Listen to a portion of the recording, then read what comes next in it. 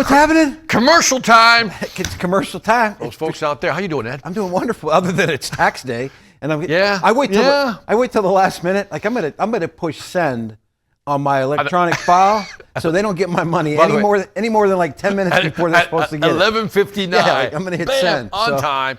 I don't know how many out there feel the same way. The government doesn't need my damn money that fast. How do you prepare your taxes? Do you have somebody do it? Do you do it yourself? This is gonna sound terrible. TurboTax. We use TurboTax also. My wife is an accountant by trade. Okay. So she does it all in TurboTax. Oh, my wife does it also in TurboTax. Yeah. Like my wife will scour loopholes. Like scour. Yeah. Like she'll read the fine print. That's who she is. That's type awesome. A. She's type A. I couldn't do that. She's saving you some money. I got ADHD. I'd be like, whatever, round up. Okay. Yeah, but she's like, no. Do it right. Amen. Right. No. So I gotta send our government a little bit more money, but the Canadian folks don't have to worry about that. I don't think it's tax day up there. But Canadians. Well, we have our Canadians. Yeah, and by the way, our Canadians. We got tax. I'm just going to say something about our Canadians. What? Careful, Ed. I'm gonna be nice very to nice. the Canadians. No, they're awesome people. I like the Canadians. So we go out to the Flagstaff, or not Flagstaff, to where do we go on President's Club? I didn't go with you. We went to Arizona. Okay, Arizona. What's this big city at? Scottsdale. Scottsdale. We go to Scottsdale, and I bump into the Canadians. Yeah. They absolutely, they just all converged on one pool bar out there at this resort. And the geese converged. The geese got in there and they drank all the beer in the bar that they had at the pool bar. they drank every Bud Light in the place. And so the Canadians lived up to their image, and their boss man, Rob Quinn, was pretty proud of that fact. Did he pick up the tab? He picked up the tab? Oh, I'm Probably sure he Canadians. Did. Oh, I'm sure he did. Yeah, I wouldn't want to pick up that tab. No, what else is going on? Not much, man. Who you see out there? Let me see. I got. Is that? Oh, this is cool. I got Angel Martinez, B. Marota. I think I got the last name right. I don't know. I'm not sure. We got Brad Petty and we got Ed up there in. You make it sound like I know these people. I don't know these people. Who are they? I'm starting to know them too. I don't really know them that well. Who is Brad Petty? Because he sounds petty. And Ed, they're the sales leaders up there at Waltham. Okay. Oh. They're having a meeting. They're in that room. They've got their residential and their commercial folks together. So welcome, guys. Welcome. Sean Dale. Did I come and me hair done gone? There's Stephen McLean. Come on, man. I just got the whole Kevin Fredericks. Who else? Did you get that, Sean? Amy's the here. bald thing? Joe Schmidt. Who's not paying attention? He's not paying. Matt Casey. Matt Sean Casey's doesn't very even care. stern. He's like, why am I here? Can we get to some content already? Howell, what's happening? Tom Coco, Love the credentials in the back. My friend from Waltham. Who's Who that? else? Frank Giamanco. Is it Shirley? Man, is that an orange wall you have behind you, Frank? Is Frank's that thing orange? Frank's got some company. Why would you paint your wall orange? Frank's the guy that got me this.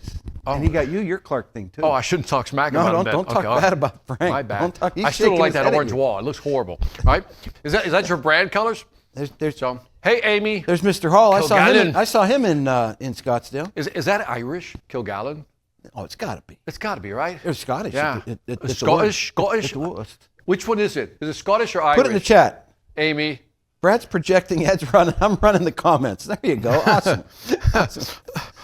Matt says, just chirping today. Nice. That counts. You can chirp all you want.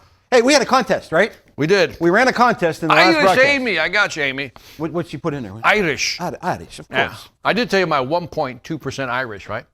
You did tell me that one time. I did my 23andMe. We're kin, Amy. Go ahead. All right, so we ran a contest. We did. We had about 400 entries on picking the winners of the NCAA basketball tournament. That's a lot of entries. Here's the crazy thing.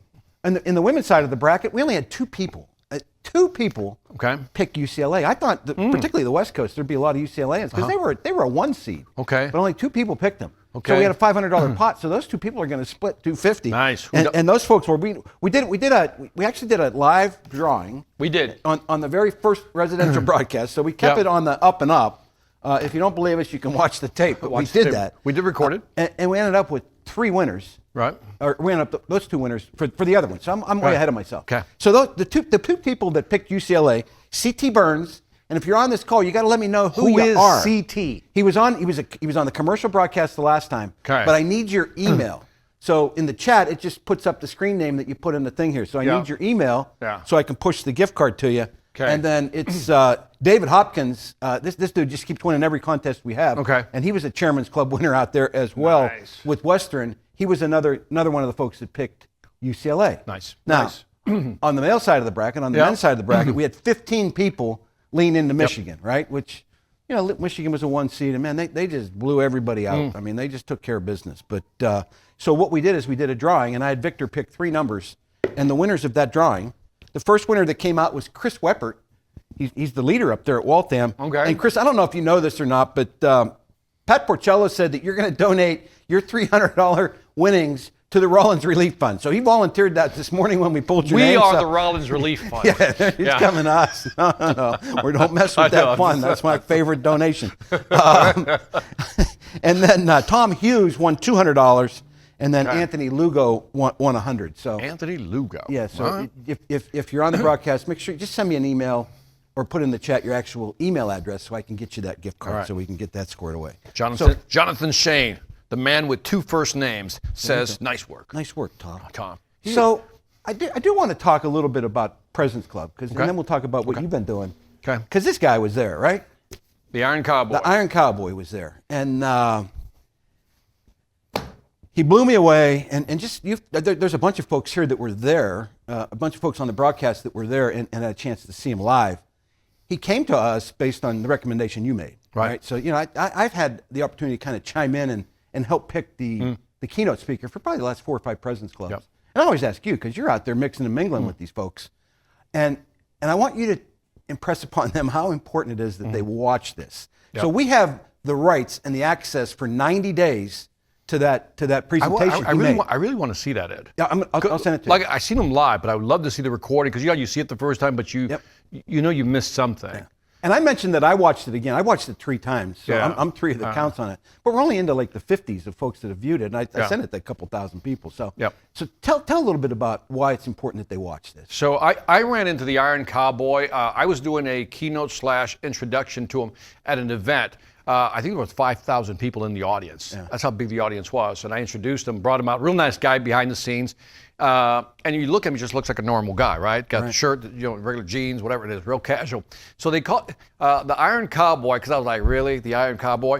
Well, it's because he did 50 Ironmen in 50 days.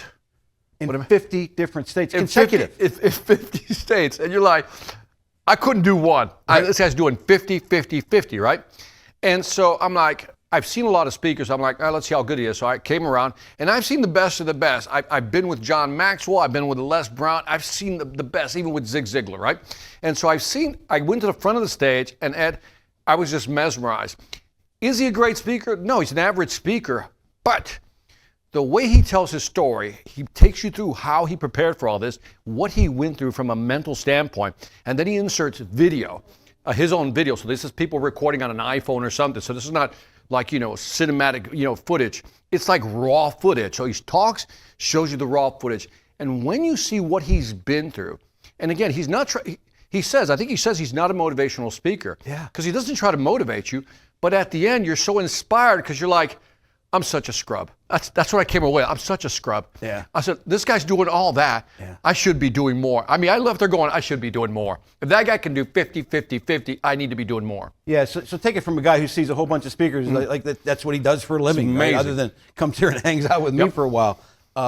It's worth it. Anybody that saw him that were there, put it in the chat. You have to watch it. How impactful it was. I mean, you just have to watch it. Like, please, it's almost begging you to watch this speaker. Yeah. And I would never beg you to watch a speaker, but this guy is just, he's somewhere else. He's at another level. And I'll serve that link out one more time, just so you can get it. It's only open for 90 days. That's all we have contractually able to view it. So in 90 days, it'll go down. The site will go down. Yeah. By the way, if I can add, if you have, I just throw this in as flavoring, if you have family members, who need to be like, who need to learn how to push through certain limits that they have, this is the guy to watch. So you might want to share it with some family members or friends, colleagues, whatever it may be. Yeah, I pushed it around my personal network with my kids and stuff like that. But again, you got to be in the Rollins network to get it. So just make sure you're signed into the computer. So anything else? That's it.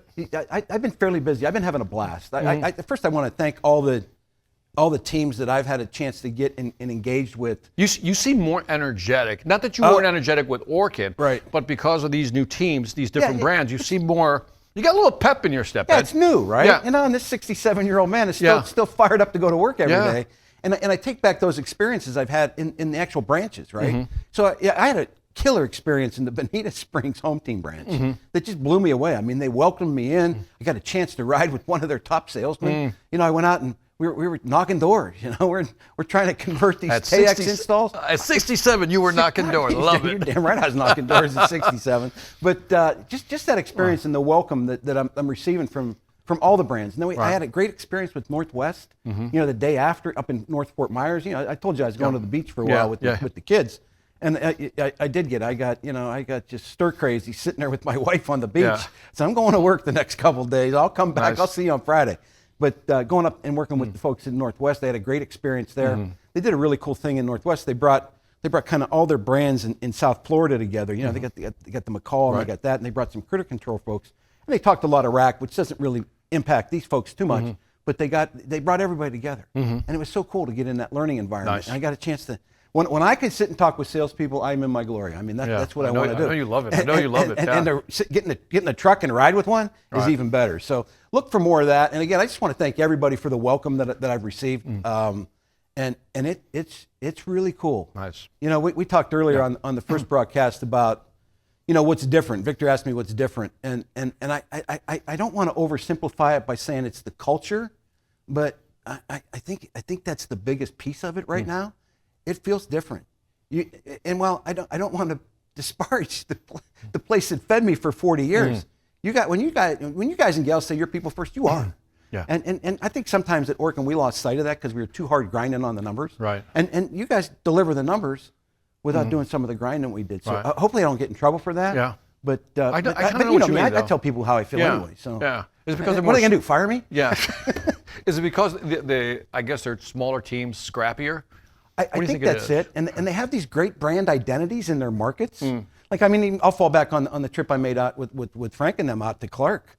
You know, Clark is like the dominant brand in their footprint. You know, I mean, like everybody knows Clark. You know, and they like what Orkin, never heard of them. You know, everybody knows Clark. So I think that's it. And this whole concept with Northwest and McCall and on and on and on, and the presence that Waltham has up in their market, and the presence that Western has in their market. There's a reason that we brought these companies. You know, that Rollins bought these companies and left them branded. Left them with their own brands. And you asked me that earlier. And my wife asked me that all the time. Why don't they just organize them all? I said, no, you'd lose all that value. You'd lose all that culture. And what's cool about it, I think I'm starting to see it now. The fact that the management is aware of that is pretty cool. Yeah, and I give credit. Some of the home team guys were in a meeting where I give credit. I thank them for giving us Jerry Galoff, who's really kind of the guy that's, I guess, not the puppet strings. That sounds pretty manipulative, but he's the guy making this happen. And, providing the vision, the guidance. Yeah, certainly the vision with the Rollins way and all that kind of thing. So again, just that's a bit of a soapbox. Nice. I should get off that, but all these brands have just made me feel so very welcome. So very welcome. Joseph said it's the blue Clark pullover that gives you that pep. Yeah, man. That could be it. It is, man. We talked about this. These are pretty sweet. I got home team. These are pretty sweet. Jerry Hall, what's his name, told me, John Harris said he's going to get me some McCall gear for next time. So we'll see what happens there. What else? Anything else? That's it. Let's jump into some numbers because, again, not only do you have some crazy good cultures, you're delivering. I mean, you're ringing the bell. And I'll just start with revenue numbers. Again, one of the issues we have, our friend Julie Bimmerman, we still don't have great sales numbers that we can roll all up. But we've got revenue numbers, and they're spectacular. And I'll start with... Julie's getting better. Julie's retiring too. So jeez. Okay. Maybe she's going to just sail out of here before I ever get a sales plan rolled up for all the brands. But God love her. She does great work because she did get me these on late notice. Okay. So residential pest control revenue for the month of March was $77 million across the Rollins brands U.S. 18.7% year-over-year increase. Nice. 18.7. Nice. I heard you. Just nuts.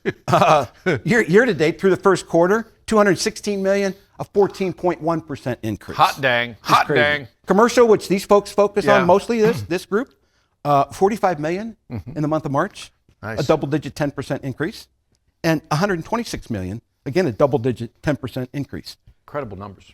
For the quarter. Incredible numbers. Termite revenues, there's a few folks on the call that focus on termite. $27 million for the month of March. Yeah. 13% increase. $75 million for the quarter. Makes that a 16% year-over-year increase. These are staggering. And you roll it all together, $150 million as Rollins brands through the first quarter. I'm sorry, for March, and then $419 million for the quarter. Both of those 14% year-over-year increases, which are outstanding. Wow. Outstanding. These are big numbers. Yeah. I mean, I hear, I talk to a lot of companies I just don't hear these numbers. I know you get me tired of me saying that, but it's like, I just don't hear this. Yeah. I mean, a lot of companies are happy to be flat. Yeah. Grow 2 or 3%. These are just incredible numbers. Yeah, and I think the resiliency that these teams have, they don't care what's going on in the economy. Yeah. They don't care. They don't care. I mean, they just go get it. Yeah. They just get out there and get it, and they push their brand because they know they're the best in their market. And they bring home, as they say, the bacon. I can't share any profit numbers. Our earnings will be announced April 22nd. Are we making money, Ed? For Rollins? The only thing I can tell you, because I don't want to go to jail, and I'm in one of these spots where I can't even sell stock or buy stock right now because I got one of these crazy contracts that they gave me that I can't do that. Blackout. Blackout period. But what I can tell you right now, it's a pretty strong quarter. Yeah. For the Rollins brands. Wow. For the Rollins brands. I mean, just outstanding. Congratulations. Now that never adds, in my mind, it never adds up to what happens in the market after the earnings come out because it just doesn't make any sense. What do you mean? There'll be sometimes like, we'll put out earnings and I'll be like, holy smokes, the stock's going to go screaming. And it doesn't. And then we'll put out numbers that are kind of so for a quarter and the stock goes up. So if I knew all those answers, what was going to happen with your stock, I wouldn't be standing here. That's right. I'd be sitting there day trading, right? But no, just expect a pretty positive report there. Great numbers. I do want to shout out Jason Sacco, who's the leader for TrueTech. I mean, they're not on this call, and Adam Granito, who's another leader, division sales leaders. These guys are in the RMDP program, and I think a couple of our other sales leaders are in that too. They're up in DC, I think, going through that development program. Was it regional manager training? Region manager development program, I think is what it's called. A lot of the leaders have been through that already. Okay. But it's just some additional training to get them ready for the next step, the next level. And they both hit me up this morning and said, I want you to please, shout out my team. Okay. Shout out. Both of them called me and said, shout out my team. I can't be on the broadcast, but shout out my team. And, maybe they were looking for flowers, but I think they truly were wanting to make sure their team got credit. So, What else? Anything else? That's it. Let's get into some individual numbers. This is we've been doing these for like four or 5 years, right, across Orkin and then now to the brands. I think this is the best video to show the individual leaderboard that we've had. So why don't we? These folks have the right stuff. Status check. Command on internal. Affirmative. Telemetry and launch condition. Affirmative. Missile and internal DC. Affirmative. Pressurization complete. Affirmative. T-minus 10, 9, 8, 7, 6, 5, 4, 3, 2, 1, 0. Ignition. Liftoff. Liftoff. 39 video.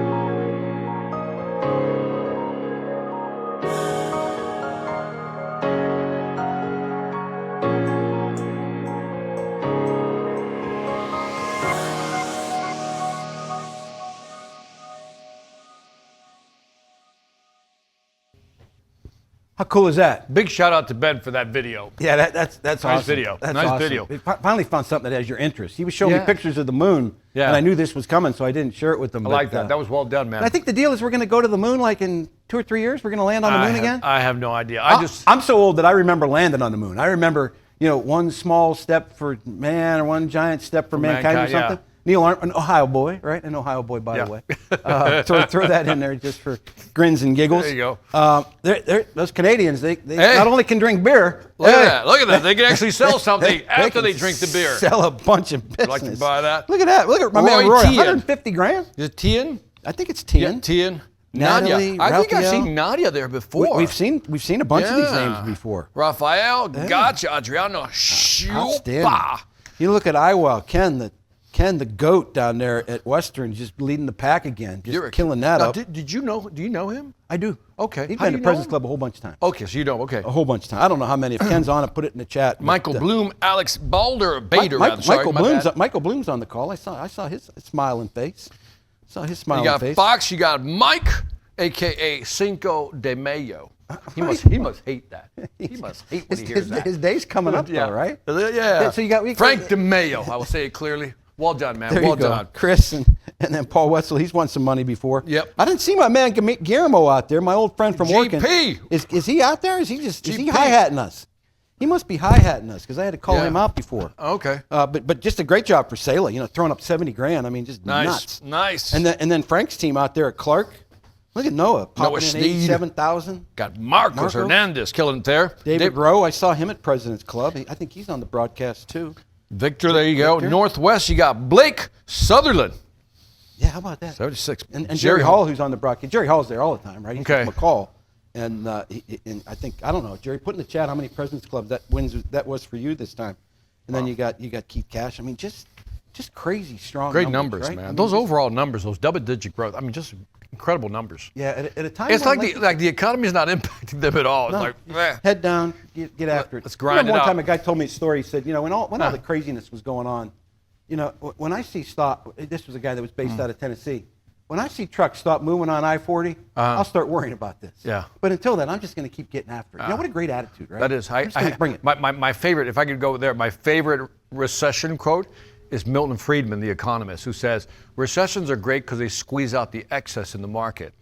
In other words, the non-competitors. Yeah. So that's when you can go take market share. And I've always loved that thought. Maybe that's what's going on here, Yeah, right? so Maybe that's what's going on here.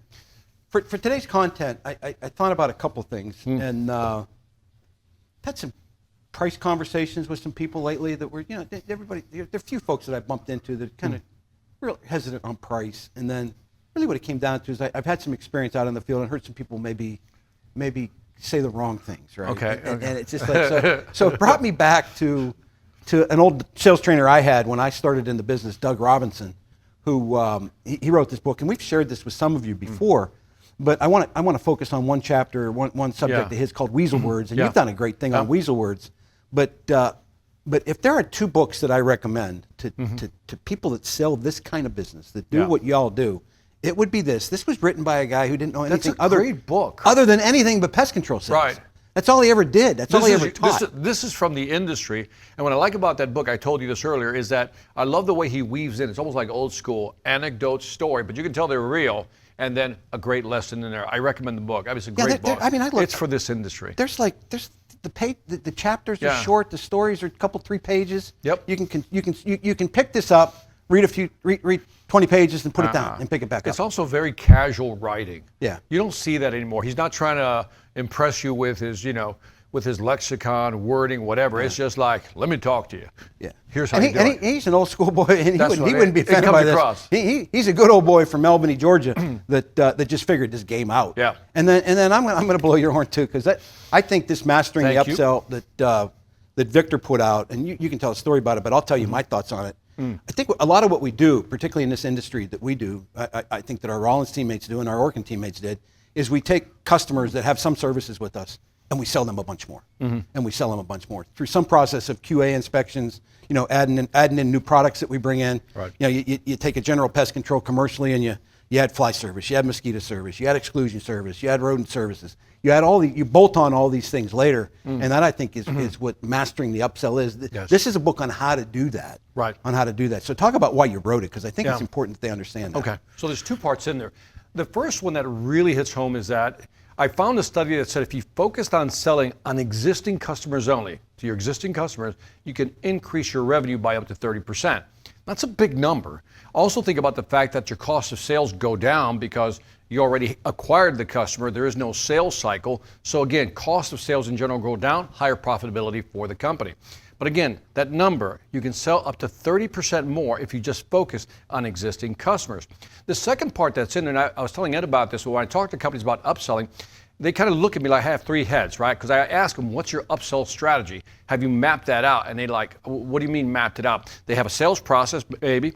They have a CRM platform. They have prospecting. What I said, how do you upsell? What's the strategy? They don't have one. In the book, there's a chapter called Mapping the Upsell. In other words, it's this simple. If you sold A, B, C, then they're more likely to buy D. So now you know what the next step is in terms of the upsell. Now, with CRMs today, like Salesforce or HubSpot, it does that for you automatically. So upsell is a great potential revenue driver with low cost. Yeah, and in real life, real world for these folks, every one of their customers, even if it's one of Jerry Hall's customers that have been around for 10 years, there's probably something he's got in his mind that he could sell them today. Yeah. You know, and even maybe he's penetrated that in with 5 or 6 service lines in there. Yeah. There's something else he knows he can add in there. Yeah. So there's such value in that. I've always kind of got on a soapbox and said, I'm convinced that I can sell $15,000, $20,000 a month just in upsells, going out and visiting, 2 current customers every day. Yep. You know, and just make it happen. You know, certainly you'll drive proposals. You've got happy customers. You got a welcome audience. You're not knocking on doors. You're not wearing your knuckles out. Absolutely. You would think that you'd be encouraged to do that more often. Yeah. It's amazing how many people don't do it. No, amen. So those are. But let's get back to the topic at hand, and the Weasel words, I think, is the term that Doug used and you used as well. And I've just got a couple of Doug's that I'll share, and then I'll let you talk about yours.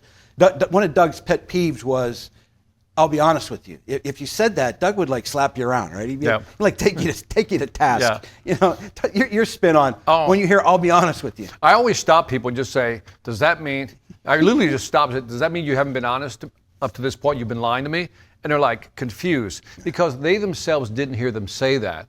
Let me know if you've done that. You use that phrase, but you didn't even hear yourself saying it because, as you called it, it's a tick that we all have. And we all have them, by the way. I've had my own, right? I think I told you mine is the word think. But you had another one that's also interesting. Well, how does that sound? How does that sound? You know, and another one that I use all the time, and I caught myself. I did a presentation at the region leadership meeting, right?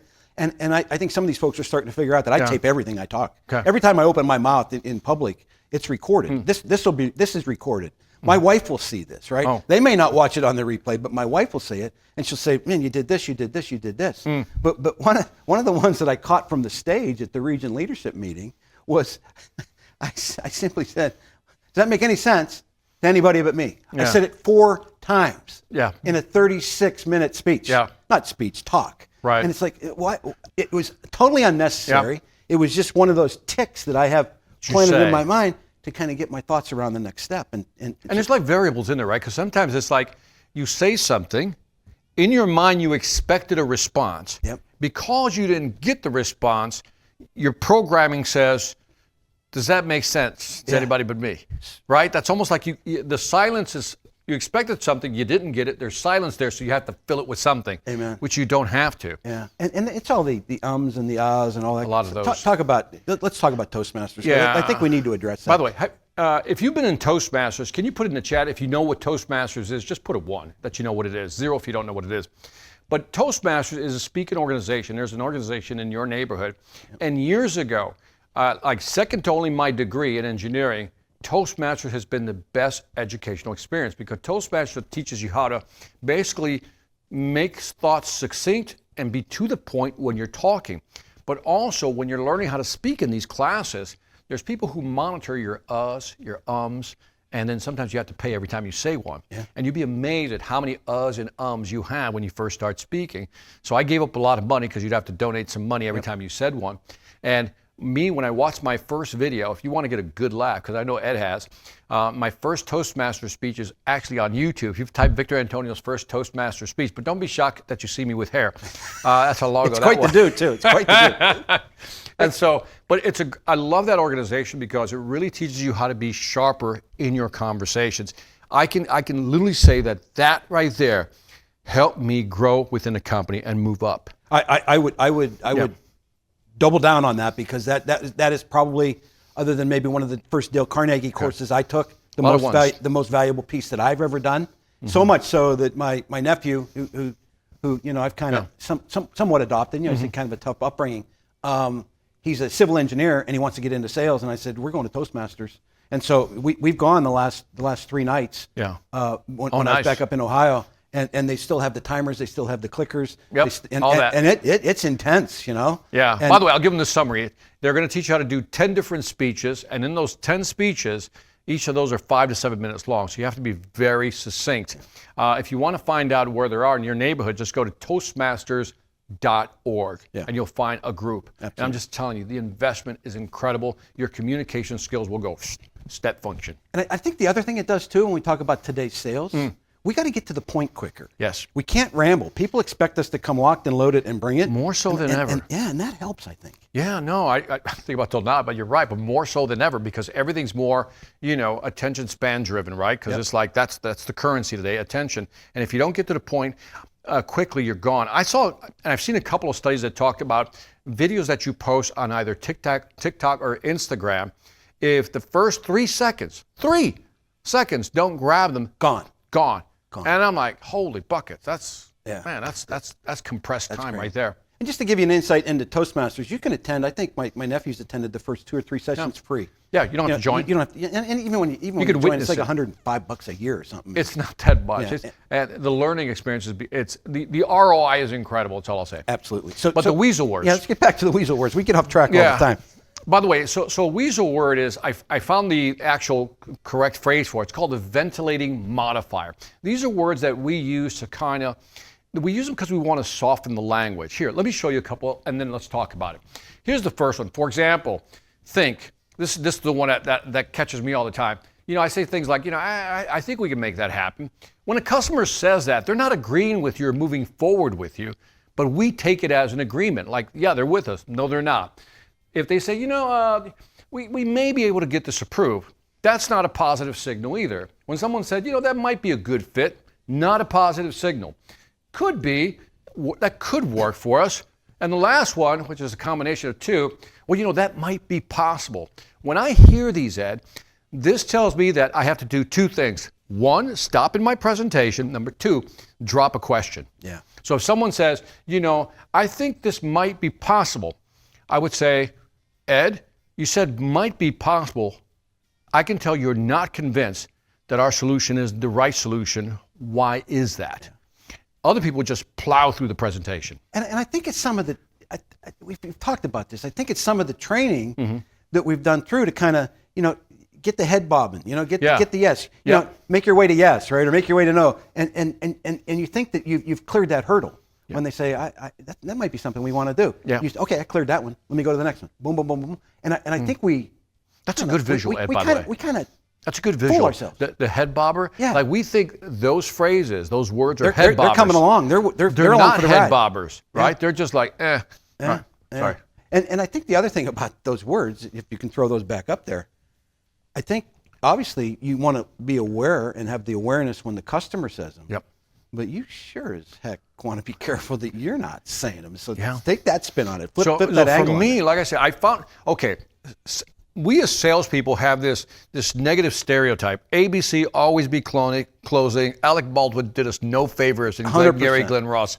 So what we've done is we've overcorrected, I think, right? Yep. Instead of being hard closers, we want to be really soft, vulnerable closers. We want to get in touch with our feelings, and we want to be, anyway, I'm joking, but you know what I mean.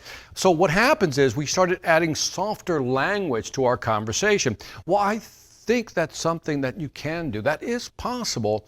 I hear what you're saying, and things like this could be the right solution for you. Now, you think you're being a good salesperson by providing this soft language that's not very, I get that. But today's customers are so confused, so overwhelmed by information. They need guidance. They need help in making a buying decision. You using these ventilating modifiers does not transfer confidence and have them make a buying decision. Your thoughts? Yeah, and I think it's, we've done like the pendulum swings, right?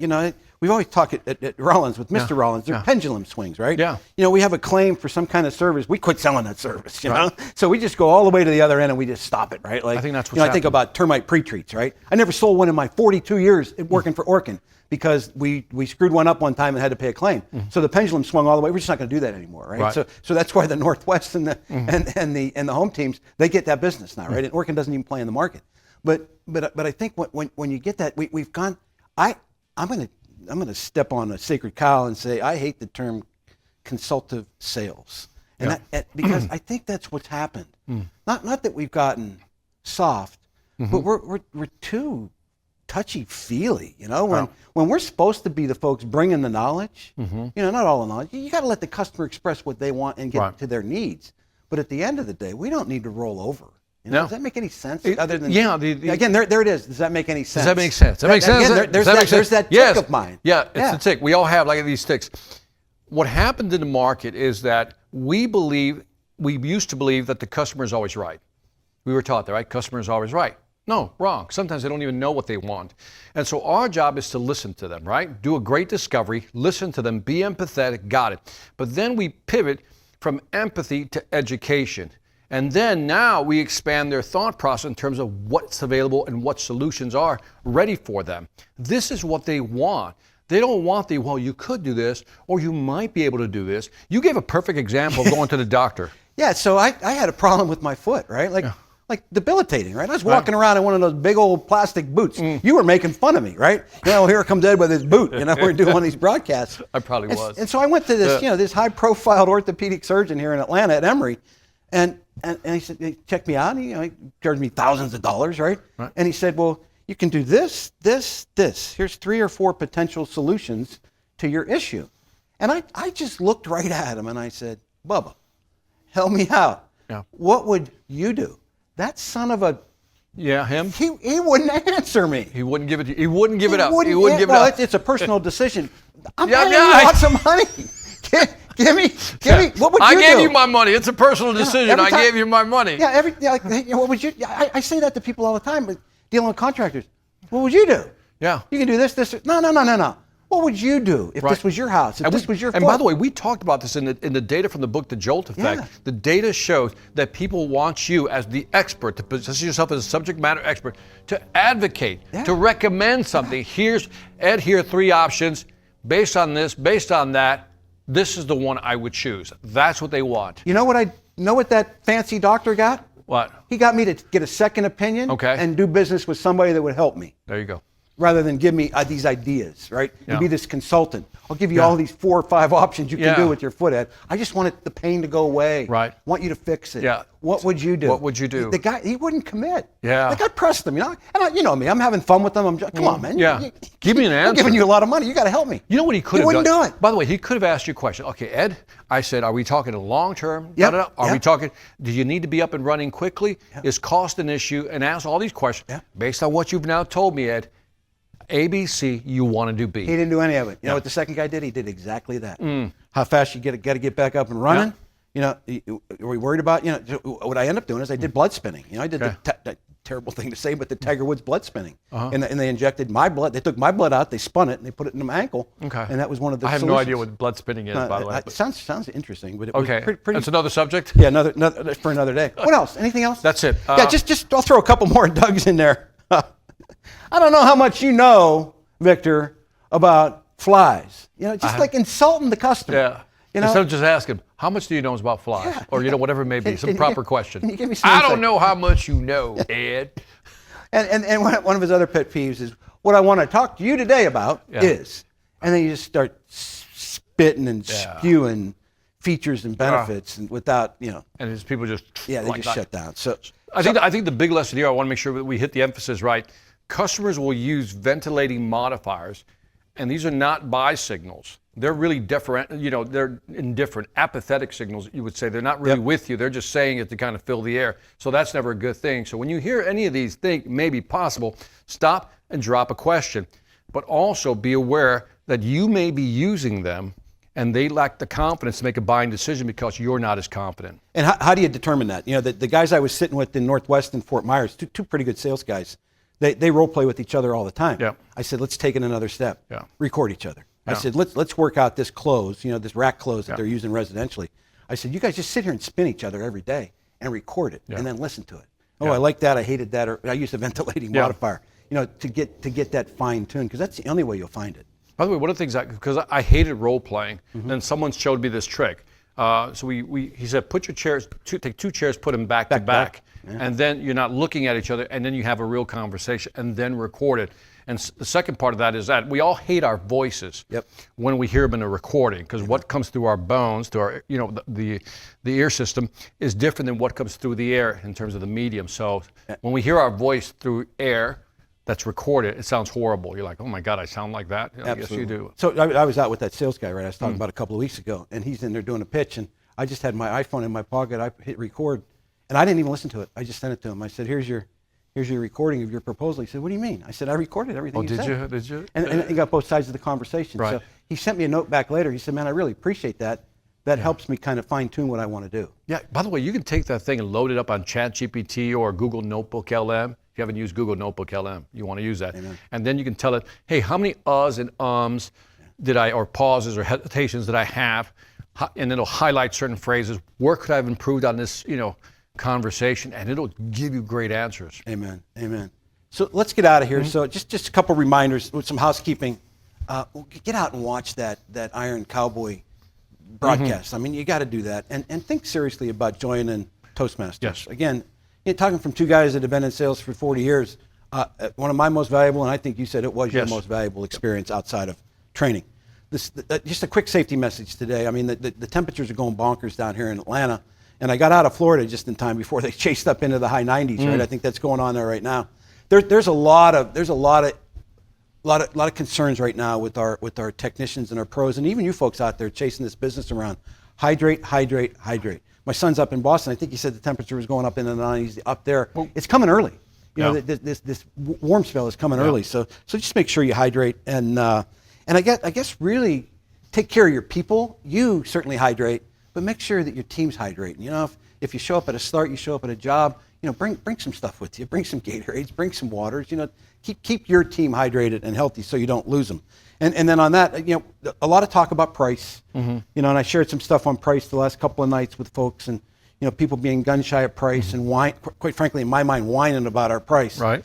These folks all work for the premier brands in their market. You damn well should get the highest price, right? So I don't want to hear that we're $20 more a quarter than the other company, because that's your job. That's what we hire y'all to do, is to make that separation and create that separation with the offers and the companies that you work for. So let's do that. Yeah. And on by the way, the visual I always got is if your competitor sells here, right, and you sell up here, the job of a salesperson is to sell that value gap. Sell the gap. That's what we sell. Just sell the gap. Sell the difference. Sell the gap. Right? Sell the $25 more a quarter you got to get out of that service. And then on that, we'll just get out of here. Continue to separate yourself from the competition by being different, showing up different. And on that note, let's get out of here. We'll see you next month. Thank you. Take care, guys. See you.